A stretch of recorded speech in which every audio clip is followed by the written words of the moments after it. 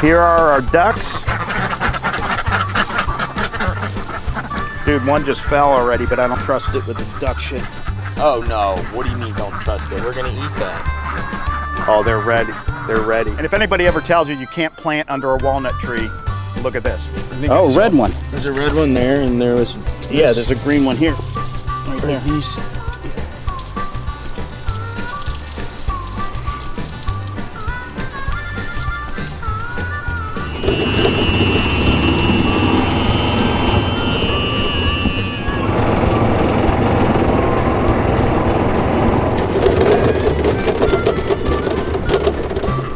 You homesteading permaculture people are gonna love this video. Hello, beautiful subscribers. It's the second week of September here, southeastern Pennsylvania, zone 7A, and we're on the other side of the farm here at my buddy Rich and Anastasia's house. Welcome. And we're gonna be checking out all his cool plants, his garden, his ducks, his pawpaws. This is gonna be an awesome video. Welcome to the Showstead. So I'm Rich Shao. My wife and I have a landscaping company called Shao Gardens and Crafts. We've been homesteading actually for the last about 3 years when we moved here. And we have we do a lot of different stuff, garden design. I have bonsai as a hobby. And my wife got us into raising ducks, which has been fun. And we've been doing a lot of gardening, a lot of Hügelkultur, and tree planting with Clayton, doing a lot of learning about trees and fruit trees, so that's been a lot of fun. He saw the Asian pear video and said that the pawpaws are ready, so first thing we're gonna do here is pick some pawpaws, but we got some huge... Which ones are these again? These are the Olympic Giants. Oh, nice. Awesome. And then there's some... my favorites. And then some figs, huh? Figs in here. Sweet. Say that again. Some of the pawpaws have bird shit on them. You mean ducks? Duck shit? No, bird shit. Because they'll sit in the trees and shit on the pawpaws. The duck shit stays on the ground, which is nice. So. And they're fertilizing the pawpaw trees. They are absolutely fertilizing the pawpaw trees. And what you're going to notice is the pawpaws are being pollinated because of where we put our compost. So if you check this out, the pollinators for pawpaw are flies. How do you know when they're ready? They're squishy. They don't need to be more yellow? Some of them, there's one that's ready. Yeah, they're just really, they're like they're mushy to the touch. See, they left an imprint there. So that's ready to go. And it's the second week of September right now, and we're in zone 7A. Yeah, yes. That is ready. It feels that looks good. What do you mean it looks sketchy? It looks sketchy because it's got, like, it was sitting on the ground, but it probably just fell. Yeah, but that yellow color is what we want. It's really good. We can Are you going to avoid cut the it sketch. up? You see the Just break seeds in it, there? right? There we go. Oh my goodness. This is a big pawpaw actually, yeah, for not being a name brand. Right. Mm. Oh my goodness. Mm-hmm. Yeah. Dude. And then it's like custard on the inside. Mm-hmm. So pawpaw is actually in a family of tropical fruits. I did a whole video on it. If you want to learn more about pawpaws, you can go back and check out that video. Like 4 months ago, right? Yeah. But we showed some of these trees in some of this area, but we did not taste test them. What do you think it tastes like? Well, it's like a custardy mango is probably one. Yeah, like a banana texture. Mm-hmm. Well, way better than a banana. Mm-hmm. Sweeter. Yep. Rita's water ice custard. Yeah. I don't have big seeds in there. And avoid the skin if you can.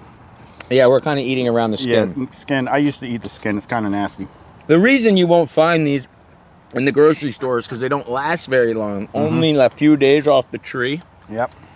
Before they go bad. Rich is picking me some more. Yep. Wow, that one tree. How many do you think are on that one tree? Looks like about 20, 25. And they're all low down. Yeah, a lot of them are. This is where it was flowering. They will be higher as the years progress. So the ducks, they don't mess with the pawpaw trees in here? No, see, if you notice what the ducks do is they nibble on everything as high as they can reach. So right here, see, they nibble. They chew on the pawpaw leaves. We have several breeds. We have the Welsh Harlequins. They're the beautiful multicolored ones. We also have the Pekin, American breeds, and a white layer, as well as a mallard. She's the queen, our female mallard. We call her Melania. And she is the one that can fly. So what made you get ducks? Well, it was my wife Anastasia. We were thinking about getting poultry, and I was thinking chickens. And then she said, "Well, I think we should go with ducks." And the benefits of ducks are few things. Is they don't smell as bad as chickens. They poop on the ground and fertilize wherever they are, but you can't really collect the fertilizer because it's just diarrhea, is what it looks like. So that's a nice little. And then, like, is it worth it? It's worth it because we basically get one egg per duck per day during the season that they're laying a lot. Right now, they just started molting, so they lost their feathers and they started putting new ones on, and we're only getting like 2 eggs a day, and that's gonna probably be, out of our 12 ducks, about 3 to 4 during the winter until spring, when they pump them out 1 a day.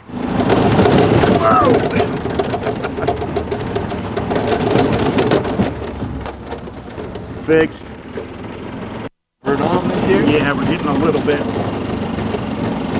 No corn? Fuck the corn, man. It did not work. You were right. It's hard. I told really you hard. corn was hard. Yeah. All right, we're heading down to Rich's garden. All right. Got a bunch of cool stuff. This is where we got the watermelon from that I ate earlier. What type of watermelon was it? Jubilee. We got it right here. Whoa, you still got a bunch. Yeah. How many vines is this? It's only one. No way. Yeah, we should have clipped it because it started to produce smaller ones, as you see. But we'll get a few mid-size. That'll be really nice.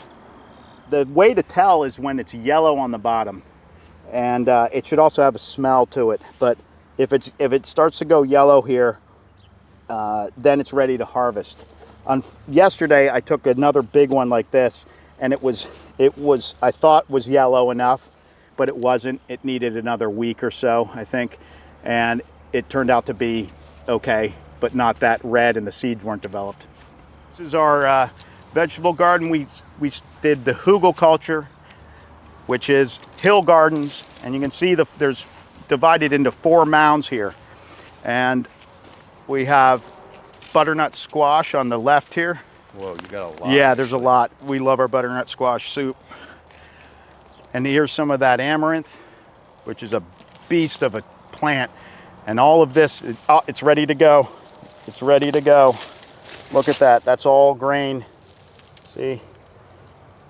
We should be harvesting that and the bugs too that are in it. So it's September, what's it, 14th today? Yeah. When is this butternut squash usually ready? About this time. And we harvest it and we put it in the barn and then puree it and make butternut squash soup. Did you grow any pumpkins this year? We did. We had one. You can see a lot. It's getting a little late, guys, but we had one big one that we're gonna make pumpkin pie out of. And this is one of the little ones. It was a strange hybrid, but we tasted it. This is nasty. We tasted it, and it was good enough to make a pie out of. Here's one. I don't like tomatoes, but we're gonna try one here on video. Do you know what variety this is? This is Marglobe.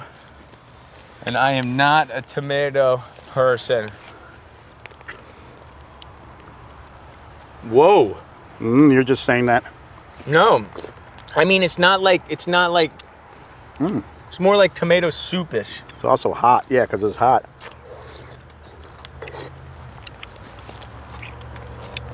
Yeah, I mean, that doesn't bother me at all. Which means I guess it's good. Most tomatoes I don't like eating. Interesting. That was terrible footage. I mean, I could have done so much better. It's because you don't like tomatoes, dude. No, I you forget. have something on the vine. She knows more. Put that on camera. Oh my. What is this? I don't know. It's a cucumber of some kind, believe it or not. Cucumber. Yep. Anastasia planted it? Yeah, she knows. We're gonna have to ask her later. Yep. Hold it up to the camera. Yeah. Next video, we're gonna bring your wife. Uh-huh. Anastasia. That's right. She's in charge of the garden. That's right. Okay. She's in charge of the vegetable gardens, more than I am. Yeah. So these flowers are sedum. It's sedum autumn joy is the variety. And I have noticed this year, you can see a lot of Clayton's honeybees on there. We got flies, you got native bees, you got the mason bees. They love this plant. It's a great pollinator, I guess, because it's like I've just, for weeks, as they've been blooming, been seeing tons of pollinators on it. All right. What are these boxes for? So these boxes are cold frames, and they're for growing in colder temperatures. So we built them a few years ago. They can actually, with this southern exposure, it gets like all the daytime hours during the wintertime, we get about up to like 6 to 7 full hours blasting in here. It turns up to 120 degrees during the wintertime. It can be 10 to 20 degrees outside, and it can be over 100 degrees inside of these. What do you like to grow in them? Well, we'd like to do during the winter, you can see we got some squashes and cantaloupes usually now, but during the winter we do our leafy greens. So like the spinach and lettuces and chard, that kind of stuff we do in the winter. Yeah, those are the knockout called peachy knockouts. Whoa. So they're the knockout rose, disease resistant.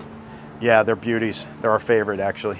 Yeah, we're actually standing here next to 3 apple trees that I air layered with air layering pods. So I took a branch and I made a cut and put sphagnum moss around it and enclosed it in a capsule in spring. And by fall, it grew roots and we harvested them.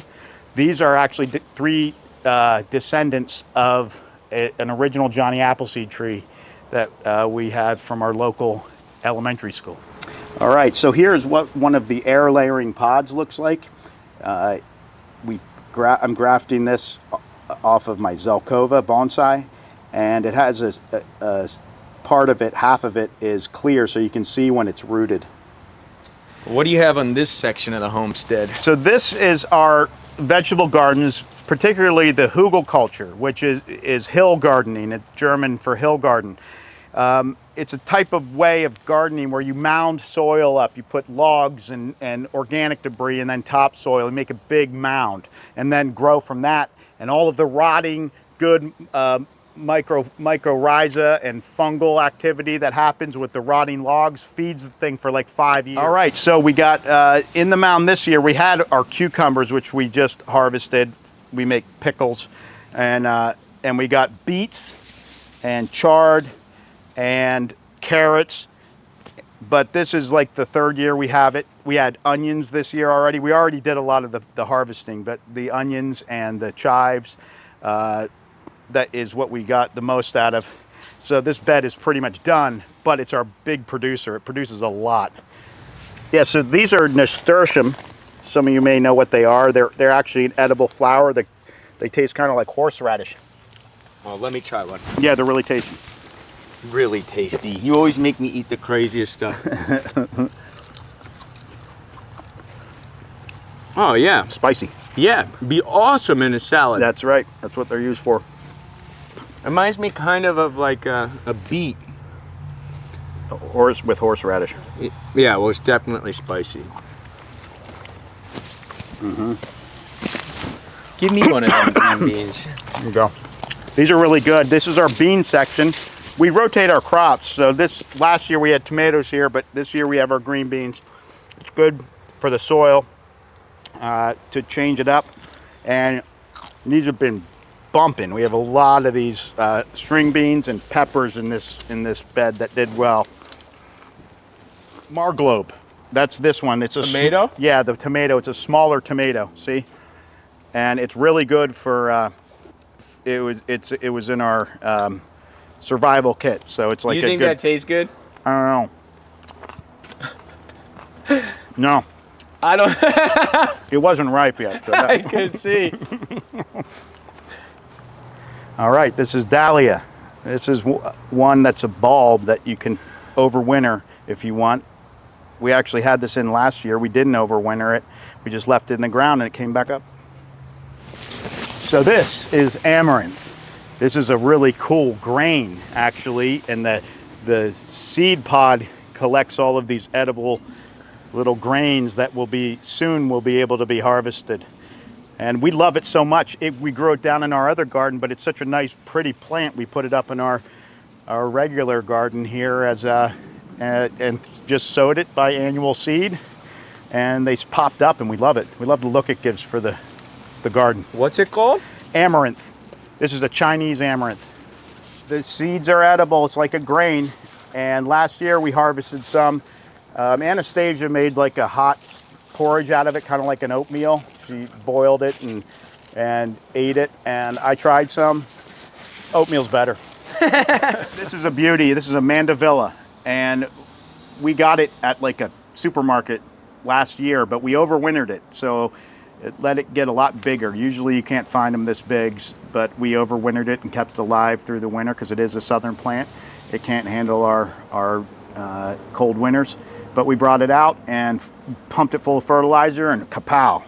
It's putting on a show.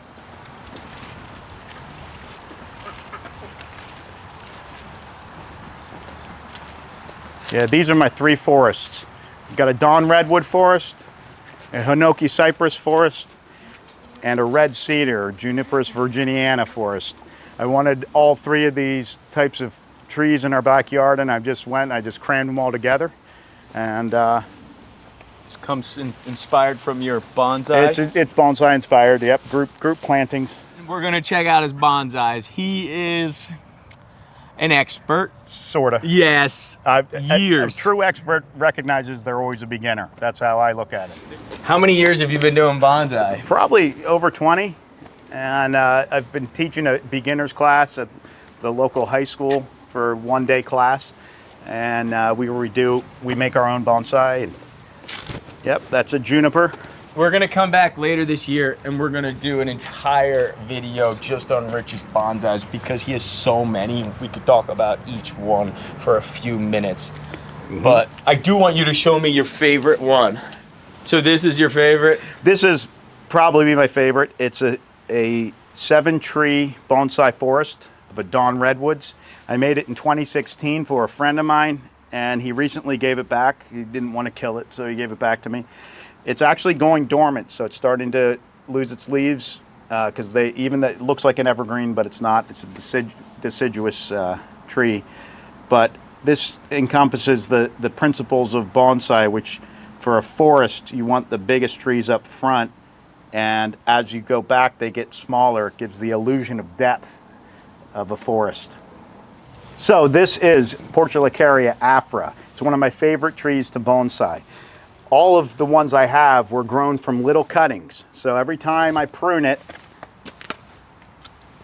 I can make a new tree out of it. And this one came from a cutting like 10 years ago. And it's a formal, upright style in a blue ceramic container. Looks awesome. Clayton's gonna come back next year and we're gonna film a more in-depth video on bonsai, the history and how to make them.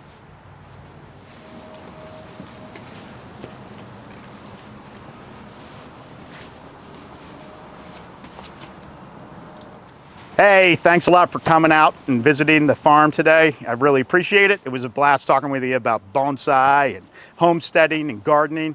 And if you have any questions, hit Clayton up in the comments below.